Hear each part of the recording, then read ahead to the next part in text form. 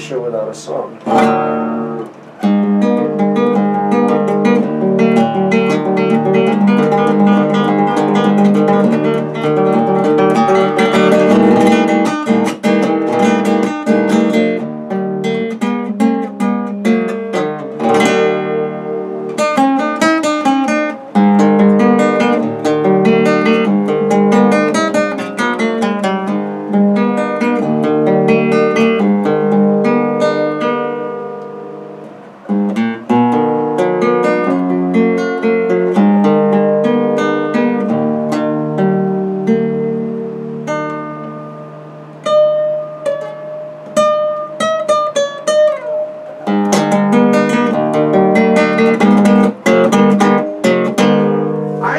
That's a great idea to take one little moment of quiet, you know, listen to a really nice piece of music before I start going blah, blah, blah, blah, blah. Oh, here we go again, blah, blah, blah, blah, blah. Welcome back. It's Monday. I hope you had a good weekend. Your solar guy here, Jeff Davis, quote unquote, back from solar guying all weekend. Great weather, great state of Hawaii, great people out there. Beautiful. Lucky you live Hawaii like that. And I hope you liked the couple shows we did over the weekend. I know we had one on marine biology and, of course, the toxic disease we've got on the coral. That's a brutal thing out there. We'll be hearing more about that. Today's guest is something you're going to... I think you'd have to be brain dead not to appreciate this. Hang on a second. My guest, Mr. Richard Maruya, is here in the studio with me. 65 years old, born on Oahu, Kapi'olani Hospital. Lived in Hawaii, developer of the first multi-blend hydrocarbon refrigerant. Welcome to Hawaii's Tomorrow, Richard. Hey. We're going to be talking, and of course I found you in the advertiser. I want to thank them for doing my job for me in that respect. I have a problem with a one newspaper town. You know, that's why I say support the weekly. But they do a great job in many ways. Then, for instance, if you wouldn't mind, Richard, help me through this, okay? Mismanagement plagues leases. So the big article 2 days in a row, yesterday and today, about Hawaiian homelands and the corruption inside. What do you know about that? It's been going on for years. Common sense. Okay. Here's another one from Views and Voices in the Sunday paper. They've got a guy hanging off a cliff onto a little skinny branch, and that is listed as the solar energy business. And on top of him is the Hawaii legislators looking down, shouting to him, "Sorry, brah, we've been pretty busy with stuff like our pay raises and Steven Tyler, but if you can hang in there a bit longer, we might be able to work you in next year." Well, bottom line being, if you looked at the other money section way back when it said, legislators fail to reform solar tax credit. For the second straight year, state lawmakers failed to come to an agreement. And, well, you know, last year, these idiots were out there taking advantage of the loophole and literally breaking the law. As you well know, I am a very big in favor of the tax office going out and auditing all these people with 4, 5, 6, 10, and 12 of these damn things and collecting tax credits for each one of them. Get our money back. And I'm in for legal action against the companies that perpetuated this. It should be done. Why lock the doors after the bank's been robbed? Let's go get our money back. You know anything about that solar stuff, Richard? Not too much. All right, so you're an inventor, quote unquote. Oh, true. Okay, so and we're going to be talking about what you've invented here soon, and basically it's a refrigerant for powering up air conditioners, or so to speak. It's a gas under pressure to turn hot and cold and pressurized stuff. Correct? That's correct. All right, shows you what I learned on my show. But anyway, legislators failed to reform solar credit. Right underneath that fold, tax credit helps boost Starwood's hotels earning 66%. Oh, Starwood went up 66% thanks to tax credits. All you solar guys can go beat it because you're competing with Hawaiian Electric. Did I say that? Okay. So, again, that's there it is. Now, Richard, what do you know? All right, you're a local boy, right? What school you go to? Elementary school. Lanakila. And then what? Kalakaua Intermediate. And then what? Farrington. Okay. And in the old days, you're 65, Farrington. What was the bad things that you boys were doing back then? Were you smoking cigarettes? Were you smoking pot? What was the bad thing you were doing in school back then?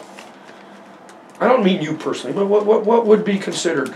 Smoking cigarettes probably was the bad. Right, and drinking your dad's beer or something like that, or staying outside the liquor store, having somebody buy a 6-pack, right?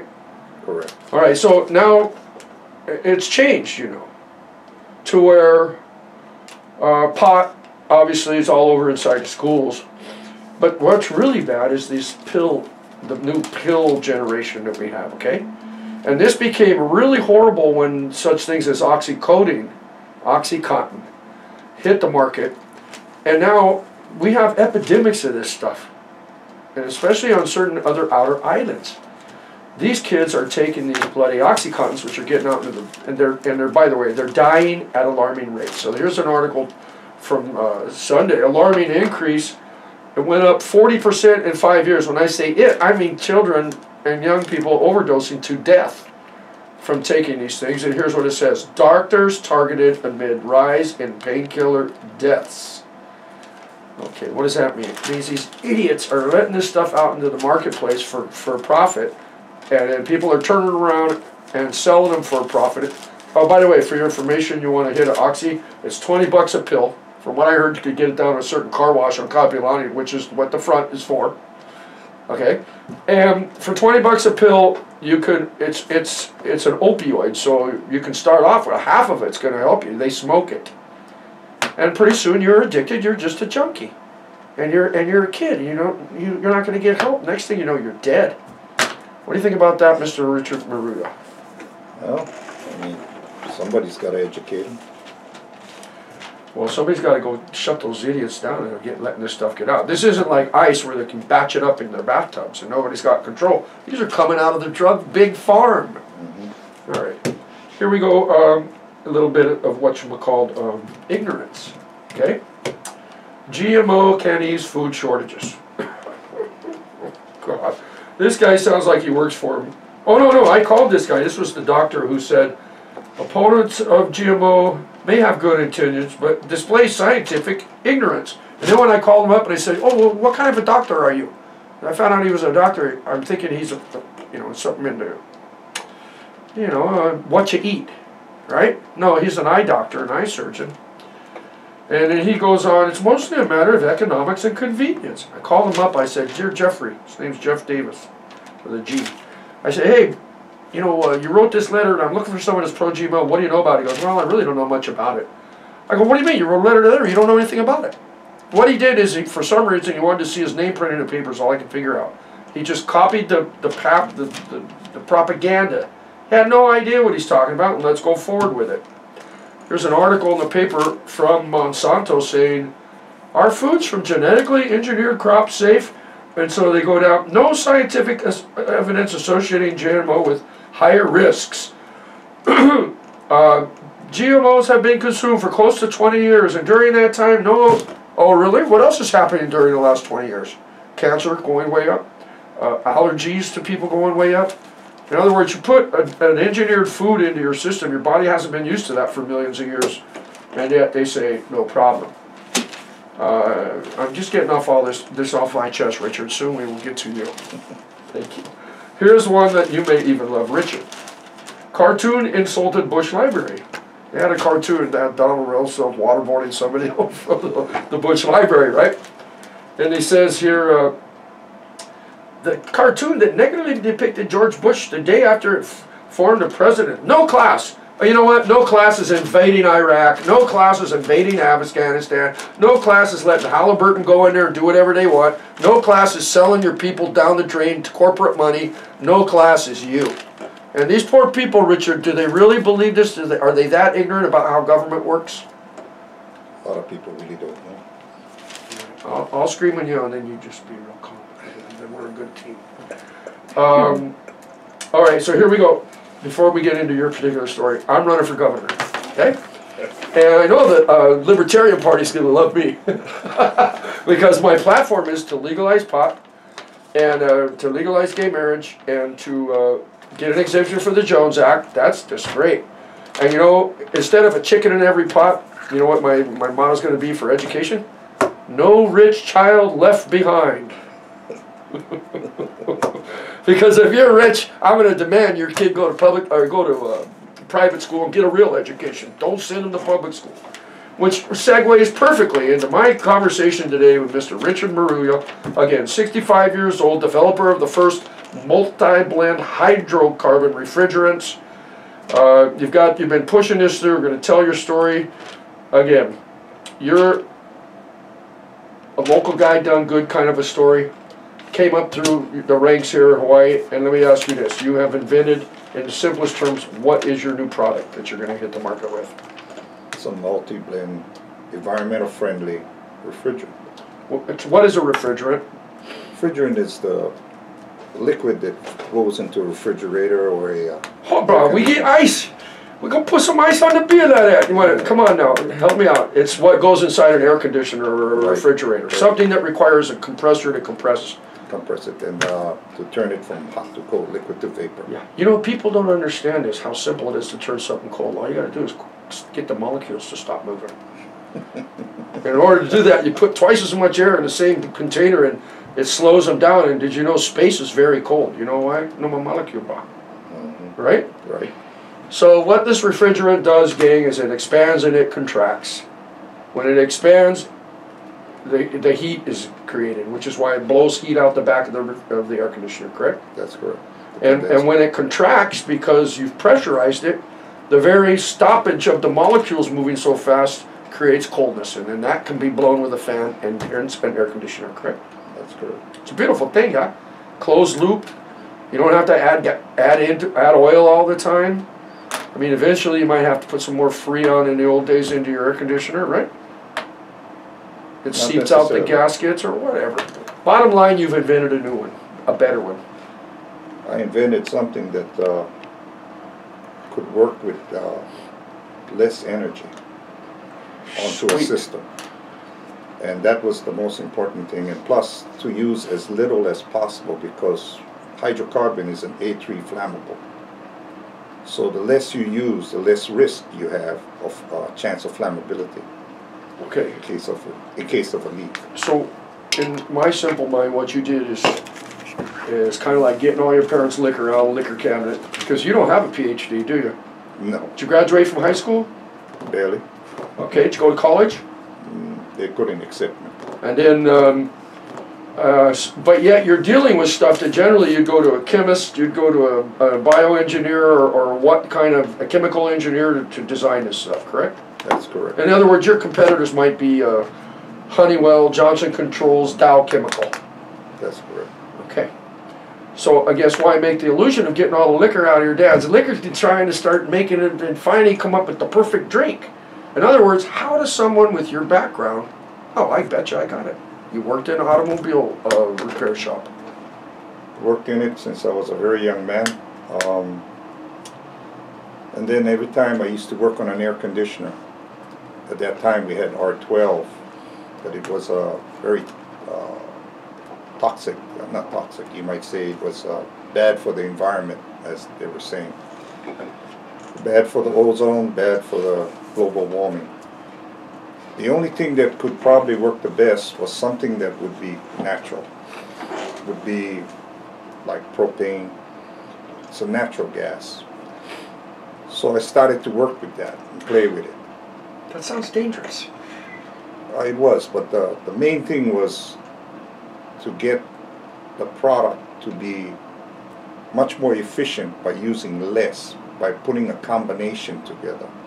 This was the hardest part. I'm looking, you still seem to have all your fingers. You haven't blown off any digits or anything like that, right? Burned down anybody's house? No. Okay, one more time. You're working in the automobile in the shop. It's time to work on this guy's air conditioner. You reach for the empty thing. You fill it up with all the toxic stuff. You reach for the product they've given you. You refill it and you go.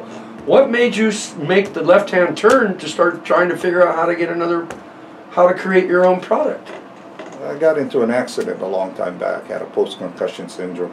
I was sitting down one day and thinking about this.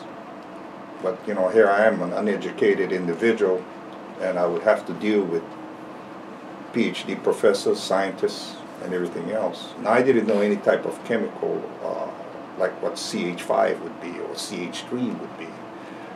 I had to learn how to read all over again, For a local boy that went From the concussion?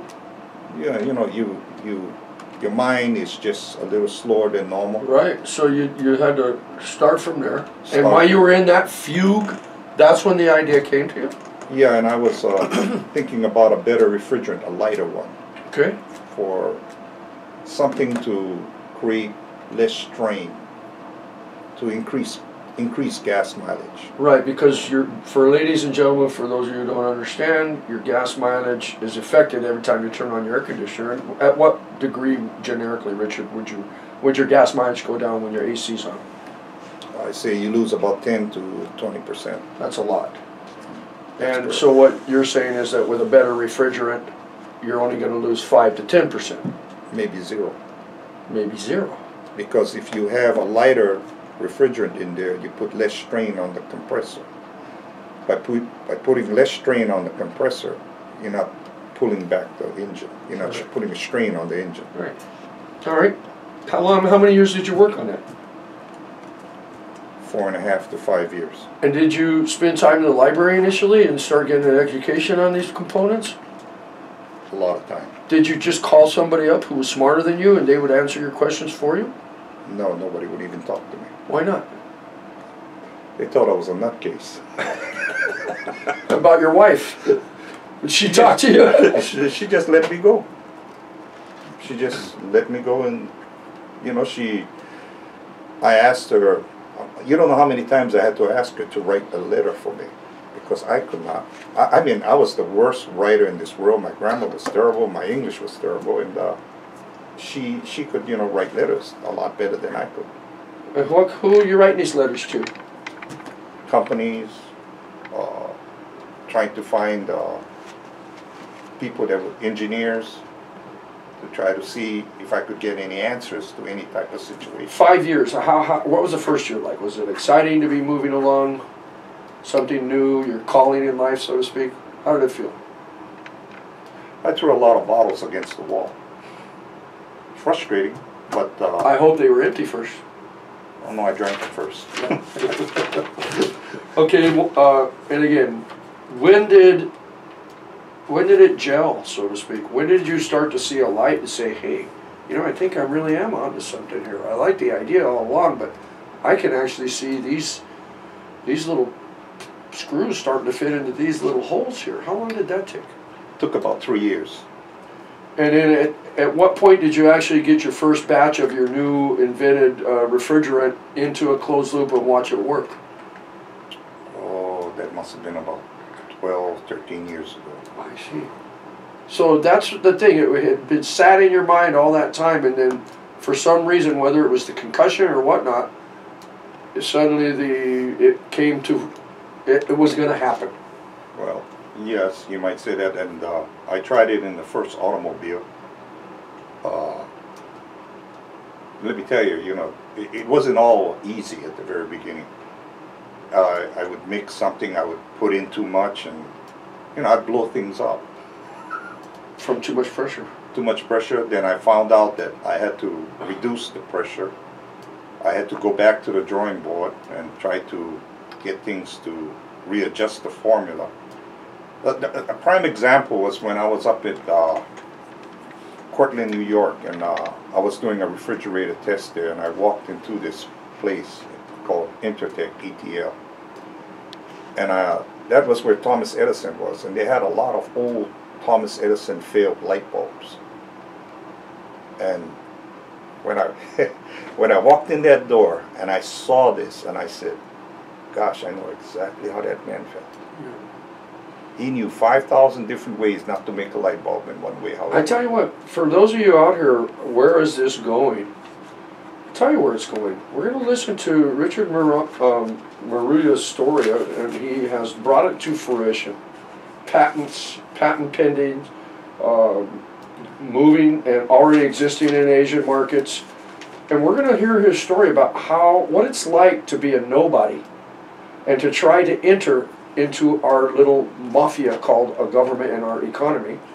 And where he came out of it like David with his new refrigerant, and Goliath / in this case maybe Johnson Control Dowers sitting over there going, you don't come to our table. You don't come to our house. You're nobody here. We own you. We're going to talk about that, about what your struggle was, because, I mean, the details of your refrigerator are so top secret, you'd have to kill me if you told me, and everybody listening. But the struggle to bring it to market to me is a story anybody can relate to. Mm-hmm. Would you mind if we went there when I come back from traffic? Go ahead. Okay, I like that. And I am going out to traffic, and I am your ever lovely solar guy, Jeff Davis. And if you need any questions answered about solar, for instance, your taxes, if you extended and amended them, you call me at the 554-7200 number. You know I'm on Facebook and Twitter at your solar guy, oh boy. And you find me on YouTube, you'll see this show, Richard, while you're up tweaking your refrigerant or whatever you do at 1 o'clock in the morning. There will be your YouTube show. It'll be posted about 12 o'clock tonight, I presume. Mm-hmm. And you can find that. You just do a Google search, YouTube, Jeff Davis Solar Guy. You'll see all my shows up there. Again, I am a solar guy. And let me go forward. I'd like to thank R&R Solar Supply for sponsoring. If you'd like to sponsor my show, it's a measly $200 to $300 a month. There, I said it. Depending on whether you run an ad or not. But R&R, premier solar supplier and manufacturer, my only one that I have as a sponsor. I'd like some more, obviously. Natural Energy Laboratory, Hawaii. So that's the NREL laboratory. You ever been out there, Richard? Never been. Well, you'd like it, dude. It's like 16 different scientific experiments were going on. Now they're making money out of one way or another, most of them. I'd like to thank the Honolulu Weekly. I support you. Sabrina's Restaurant, it's the bomb. BYOB, you ever been there? It's an Italian restaurant at the bottom of St. Louis Heights, right in that little strip mall. And it's owned by two Italians. He cooks, and it is the bomb. And it is BYOB. Tom Moffitt, thanks for hosting the show the other day. Hawaiian Legacy Hardwoods, replanting koa on the Big Island of Hawaii and making money while you do it. On my website, you'll find these people as well as the University of Hawaii Federal Credit Union. This is a home of my favorite PV loan at this time against a home equity line of credit. $299 fixed for 2, amortized for 12, blah, blah, blah. Believe it or not, Richard, I'm sponsored by the Manila Hotel. We'll talk about that later. D.R. Horton Schuler, aloha. I shall return. I'll be right back, and we're going to learn something here. Aloha.